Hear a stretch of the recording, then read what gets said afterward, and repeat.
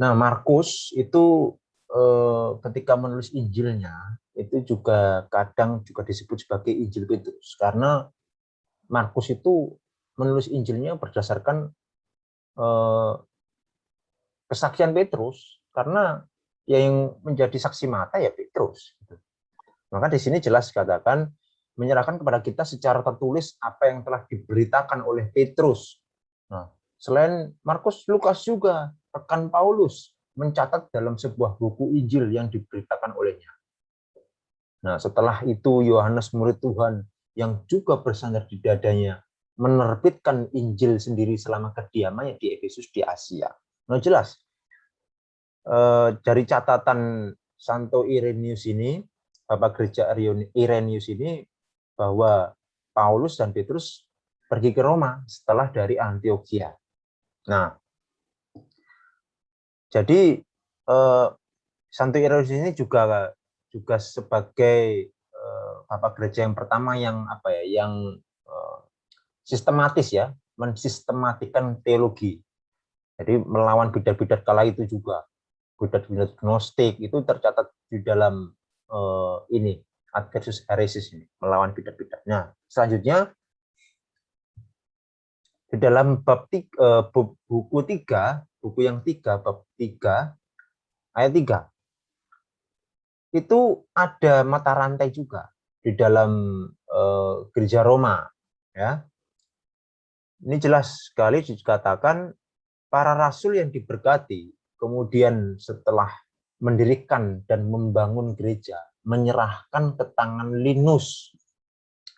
Nah, menyerahkan ke tangan Linus jabatan keuskupan.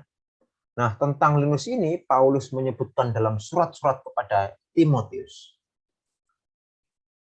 Baginya disuksesikan Anakletus. Jadi ada penerusnya. Setelah Linus, Anakletus.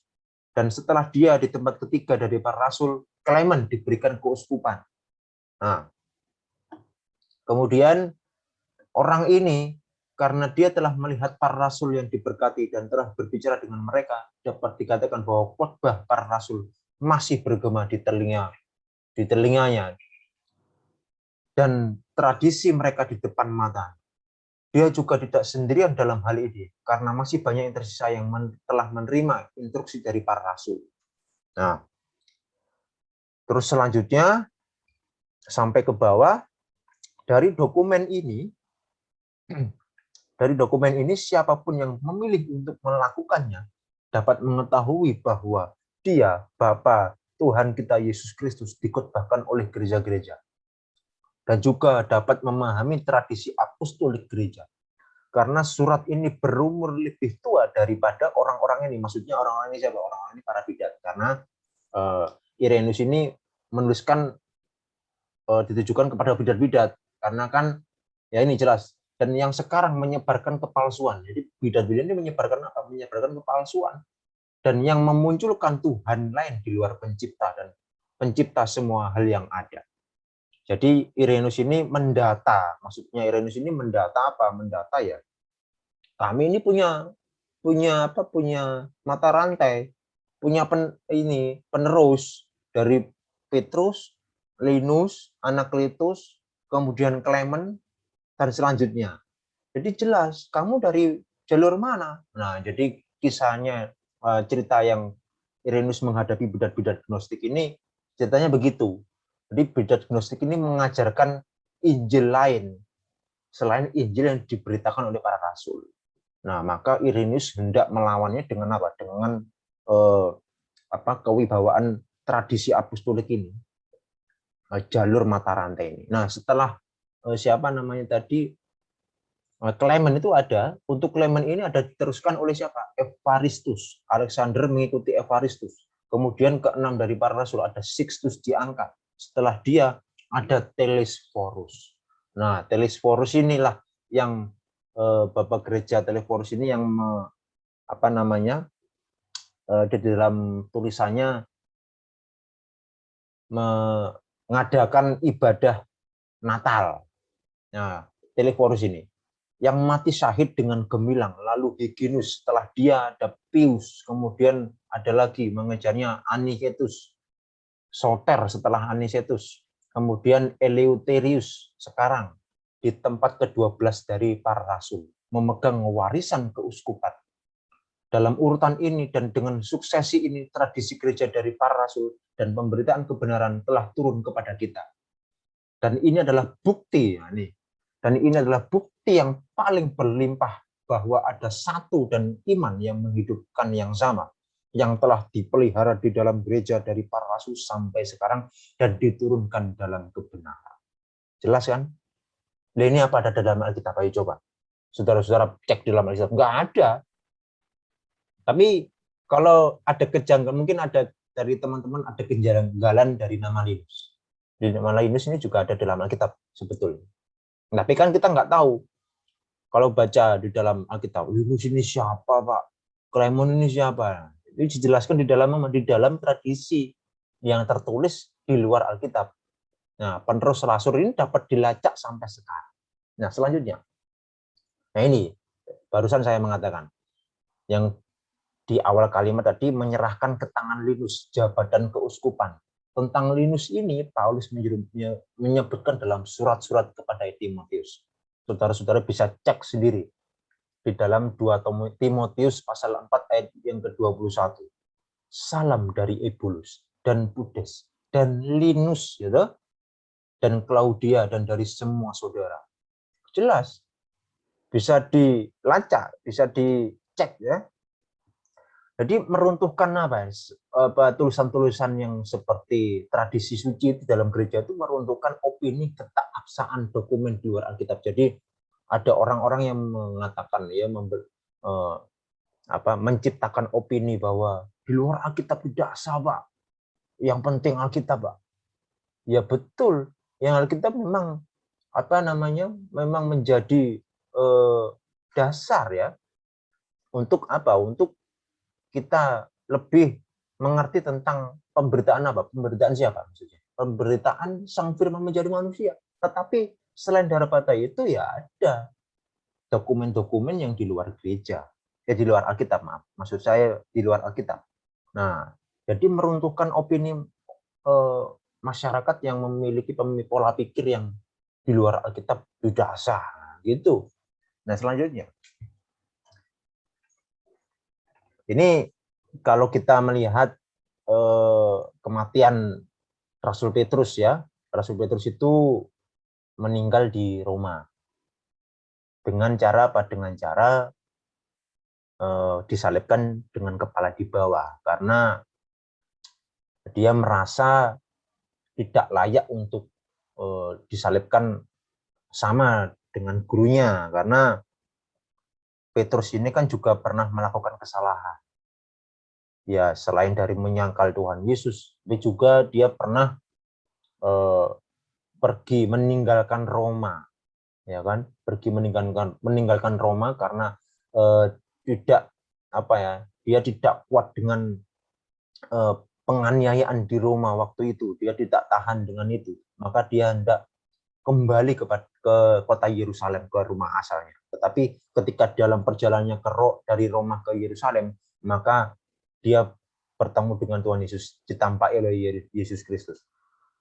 Terus lalu Petrus mengatakan kepada Tuhan Yesus, menanyakan, Tuhan engkau mau kemana? Makanya di dalam ada catatan yang namanya Quo Vadis Domini. Mau kemanakah engkau Tuhan? Maka Tuhan Yesus mengatakan, aku hendak ke Yerusalem untuk disalibkan yang kedua kali.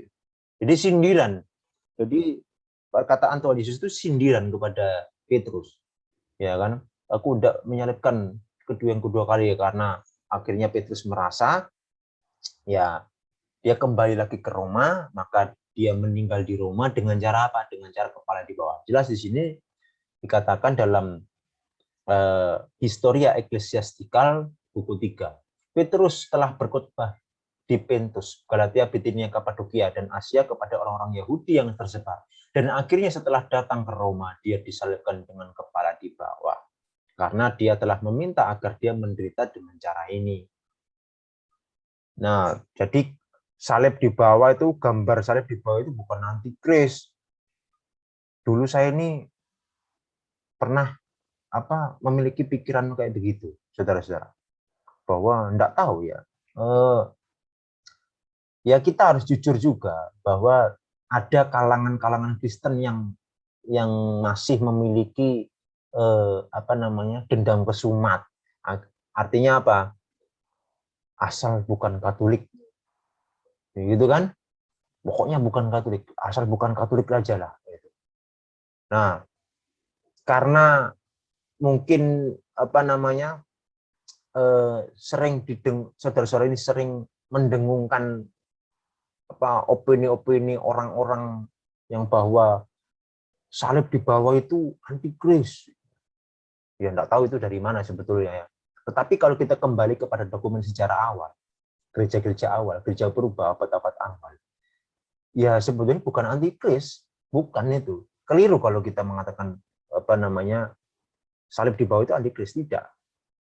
Karena secara catatan sejarah jelas salib di bawah itu untuk menghormati Rasul Petrus, karena Rasul Petrus meninggal menjadi martir dengan cara disalibkan dengan kepala di bawah.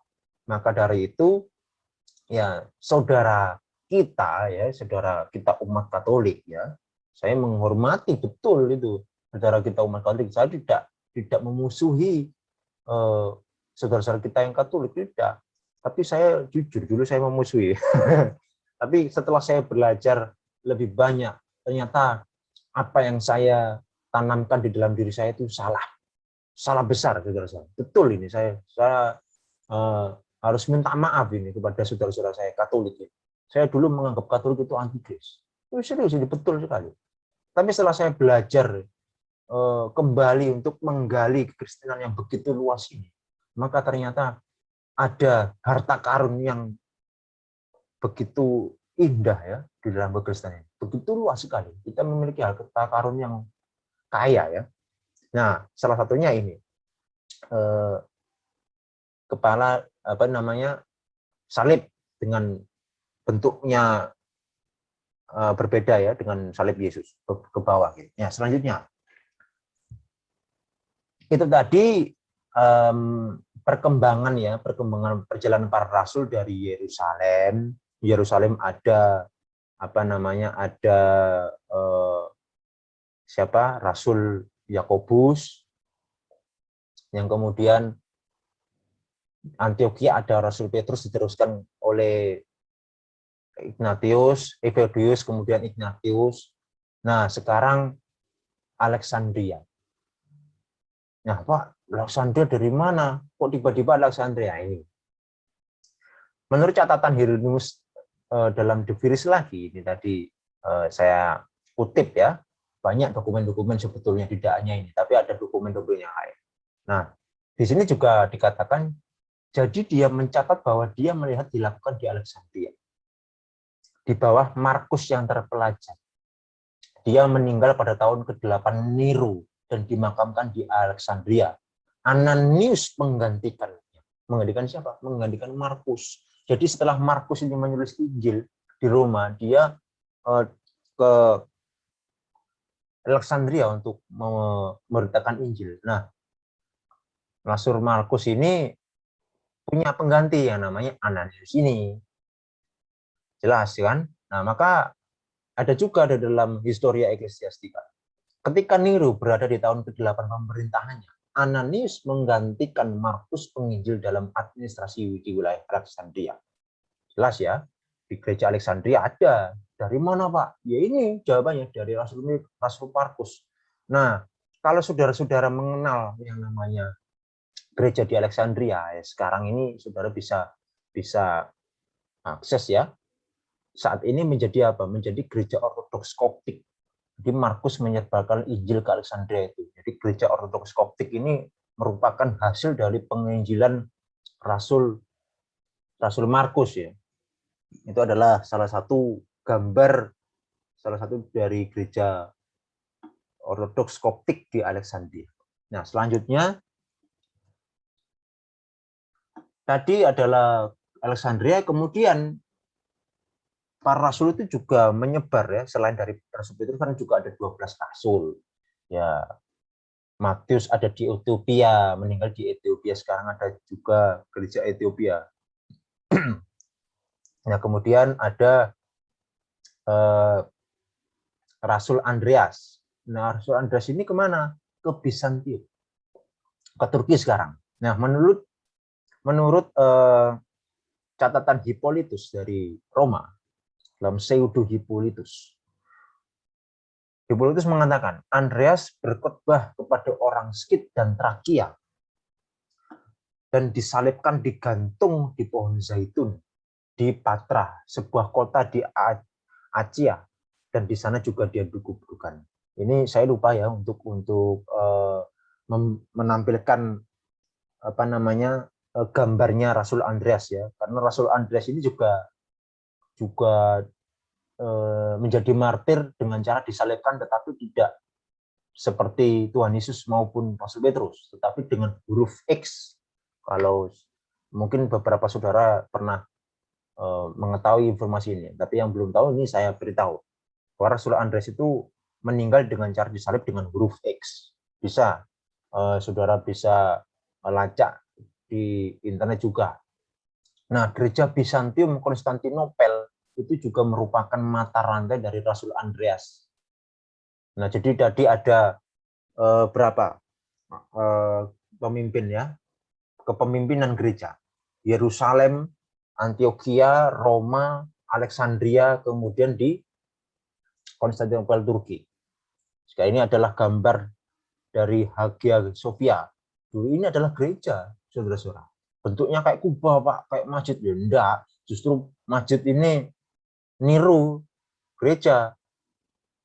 Ini fakta ini, bukan Kristen niru masjid, enggak. Kristen sudah ada dulu kok. Nah, Hagia Sophia ini dulu gereja. Megah sekali. Ya, makanya bentuk kubah. Nah, kemudian karena Islam ini melakukan ekspansi ya ke wilayah-wilayah di wilayah Konstantinopel, Turki, wilayah Damaskus, Syria itu wilayah orang Kristen semua. Nah, kemudian Islam melakukan ekspansi keluar ya untuk menyebarkan dakwahnya. Nah, maka Hagia Sophia ini kemudian menjadi masjid.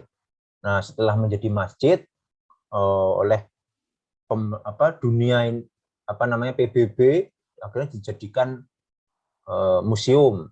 Nah, terus kemudian yang terakhir tahun berapa itu kemarin 2018 2019 itu akhirnya dijadikan masjid lagi ya. Intinya Hagia Sophia ini adalah gereja awalnya ya. Selanjutnya ini juga Santo Andreas sang rasul berasal dari Betsaida, putra seorang Yahudi bernama Jonas atau Yohanes, sama aja bentuk lidah yang lain ya. Yohanes, Jonas, itu sama sebetulnya karena berasal dari bahasa Ibrani ya, namanya Yohanan ya, dan saudara dari Rasul Petrus ya toh. Nah, kemudian sampai ke bawah, setelah kenaikan Kristus, setiap rasul pergi mengajar ke tempat yang berbeda. Ya kan? Salah satunya Andreas yang dipanggil pertama pergi dan mengajar ke Bitinia, ke Laut Hitam, Propontis, Chalcedon, ini kota Chalcedon, Bizantium, ya, kemudian Makedonia dan tempat-tempat sampai Istru dan sampai ke wilayah-wilayah sekitar. Nah, kemudian saya tambahkan di sini, dan Thomas berkhotbah kepada Partia, Media, Persia, Higranians, Bactria, dan Margian, dan ditusukkan ke 4 anggota tubuhnya. Maksudnya Thomas ini meninggal dengan cara ditusuk dengan tombak pinus. Di mana? Di Chalamene, kota India. Bayangkan, Thomas ini pergi ke India, saudara-saudara, ke wilayah India, Persia, ke arah Asia ya, maksudnya Asia yang Asia Tengah. Nah, India, dan dimakamkan di sana. Jadi jelas, saudara-saudara, semua rasul itu tidak hilang, tapi ada penerusnya. Nah, setiap pemimpin atau setiap wilayah tadi, Yerusalem, Antioquia, Alexandria, itu punya penerus semua. Markus punya penerus namanya Ananius, ya, dan lain sebagainya. Sampai sekarang masih ada penerusnya. Namanya patriark, ya. Kalau dulu namanya uskup, ya uskup sampai sekarang masih ada nama itu, jabatan itu. Cuma pada abad keempat dibentuk dibentuk suatu hukum, ya, suatu konsili untuk memberikan nama patriark atau paus untuk sebagai pemimpin gereja. Jadi sekarang ini kalau saudara-saudara mendengar kata paus, patriark, itu pemimpin gereja, gitu loh. Pemimpin gereja, ya, pemimpin gereja di Alexandria, namanya patriark siapa? Sekarang patriark siapa saya lupa. Nah, di Alexandria itu namanya sekarang patriark atau paus Tawadros dalam gereja Koptik itu penerus rasul yang ke 200 sekian. Ada catatannya, saudara-saudara. Nah, jadi itu kemudian ini saya akses internet, ya. Salah satunya dari gereja Konstantinopel tadi. Nah, ini coba saudara-saudara lihat ini dari Andreas, Rasul Andreas, kemudian ada Andreas, ada lagi namanya Stakis, dari Stakis ada lagi Onesimus ada Polikarpus, ada tahun-tahunnya, 38 sampai 54, 54 sampai 68, kemudian 71 sampai 89, Polikarpus, Plutar, Sedikion, Diogenes, Eleutherius, Felix, Polikarpus II, sampai sekarang namanya Patriark Bartolomeus yang memimpin gereja di Konstantinopel, Turki, namanya gereja Ortodoks Yunani sekarang. Nah, jadi ada mata rantainya, jadi tidak putus sampai sekarang. Ini saudara bisa akses ini, saya berikan linknya di bawah, bisa akses sendiri, bisa lihat sendiri. Kalau diklik, misalkan klik Stakis the Apostle ini, Rasul Stakis ini muncul meninggalnya di mana, lahirnya di mana, jelas sekali, saudara-saudara. Kekristenan itu begitu kaya, ya, tidak bisa dibatasi dengan yang penting Alkitab. Ya kita tidak bisa begitu juga, kita harus mengakui tulisan-tulisan atau tradisi-tradisi yang suci yang di luar Alkitab, ya. Nah, kemudian jadi paus itu ya bukan ikan paus, ya, saudara. Paus itu dari kata bahasa Latin yang artinya papas, artinya bapa, ya, bapa rohani, gitu. Kalau patriark itu bahasa Yunani, artinya dari kata pater, pater itu ya bapa juga. Arki itu artinya pemimpin, jadi pemimpin, jadi sebagai pemimpin, ya, bapa, artinya dia memimpin bapak-bapak rohani, ya. Yang paling tertinggi adalah seorang patriark atau paus tadi. Jadi ada 5 kepemimpinan, ya, kepemimpinan gereja tadi, yaitu Yerusalem. Kalau saudara-saudara bisa melihat di Yerusalem itu ada gereja Ortodoks Yerusalem yang kemarin baru merayakan Paskah. Ada Holy Fire, ya. Kemudian di Roma, yang Roma sekarang ini kita kenal, ya, gereja Roma Katolik, itu juga termasuk dari Rasul Petrus juga tadi, Rasul Petrus, Linus, Anakletus, dan lain sebagainya. Nah, kemudian Konstantinopel itu berasal dari penginjilan Rasul Andreas ini yang saudara simak di sini. Kemudian di Alexandria itu berasal dari penginjilan Rasul Markus tadi. Nah, banyak sekali, saudara-saudara. Jadi gereja itu tidak pernah hilang, tidak pernah musnah, tidak pernah yang ada yang namanya di reformasi itu gereja tidak ada. Nah, selanjutnya, nah ini salah satu foto, ya. Yang atas ini adalah seorang abuna. Nah, abuna itu seorang romo, ya, presbiter tadi. Presbiter tadi namanya ya bahasa Arabnya abuna, panggilannya abuna. Ini Abuna John Edward. Saya datang ini di ibadahnya. Ini gereja Ortodoks Koptik. Nanti dari Mesir ini orang Mesir ini yang pakai baju hijau ini orang Mesir asli ini, langsung dari Mesir ini. Namanya saya kenal, namanya Merin, kalau salah, Marin Murad kalau nggak salah. Ya, Merin. Ini salah satu. Ini juga orang Mesir yang di bawah ini, yang agak botak ini juga orang Mesir, seorang diakon dia. Ini seorang abuna yang di tengah itu, yang jenggotan itu. Jenggotan bukan orang Islam. Dikira orang Islam, enggak. Orang Kristen di sana juga jenggotan. Ya, nah, yang kemudian yang kedua ini adalah salah satu gereja Ortodoks Yunani. Ini ketika saya sedang mengidung ya, saya ikut ibadahnya, liturginya, mengidung. Kemudian di samping ini juga saya di gereja Ortodoks juga, ini adalah seorang Romo. Kalau di Indonesia ini panggilnya Romo. Ya, Romo itu sebetulnya bahasa Jawa juga. Bahasa Jawa artinya ya bapak juga gitu. Nah, seorang Romo ini juga mengalami tahbisan. Jadi seperti apa yang dijelaskan dalam Kisah Para Rasul 14 ayat 23 tadi, menetapkan penatua-penatua. Nah, penatua ya ini, Romo Abuna ini adalah penatua. Sebagai apa? Gembala gereja.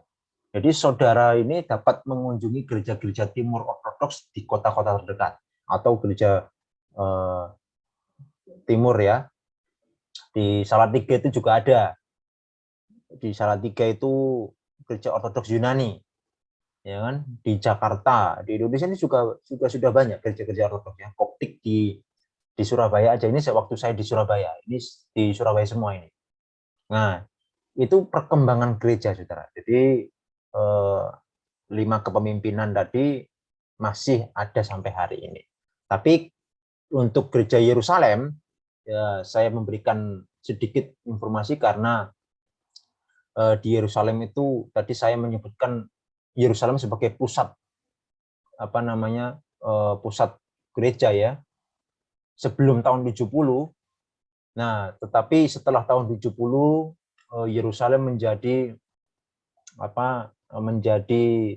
kota Aelina Capitolina karena akibat dari penghancuran ya yang dilakukan oleh Jenderal Titus pada tahun 70 Masehi. Maka Yerusalem menjadi penyembahan dewa Apollo. Nah, kemudian orang-orang Kristen, baik itu orang-orang Kristen, orang-orang Yahudi itu keluar semua dari Yerusalem. Nah, maka pusat gereja kemudian diganti di bawah Roma, karena Roma menjadi pusat, karena Roma itu dari Rasul Petrus ya, karena Rasul Petrus terakhir dia di sana, jadi dianggap sebagai pemimpin pusat ya, pusat kepemimpinan di Roma. Nah, dari Roma, Antioquia, Alexandria, kemudian Konstantinopel tadi. Nah, itu kira-kira gambaran dari pengajaran sejarah gereja itu sebetulnya masih panjang juga, ada kelanjutannya, tetapi saya kira masih sampai di sini dulu aja supaya saudara-saudara tidak pusing nanti. Nanti selanjutnya akan saya jelaskan mengenai abad ya ini sekitar pertobatan, Konstantinus Agung. Nah, bukan berarti Konstantinus Agung itu bertobat kemudian jadi Kristen baru ada gereja di Konstantinopel, tidak. Sebetulnya ya dari Rasul Andreas tadi sudah ada komunitas-komunitas kecil orang-orang percaya, namun karena belum menjadi besar karena Kaisar Konstantinus itu belum bertobat, baru bertobat menjadi Kristen pada tahun 300-an. Nah, kira-kira seperti itu. Sekian, terima kasih. Tuhan Yesus memberkati.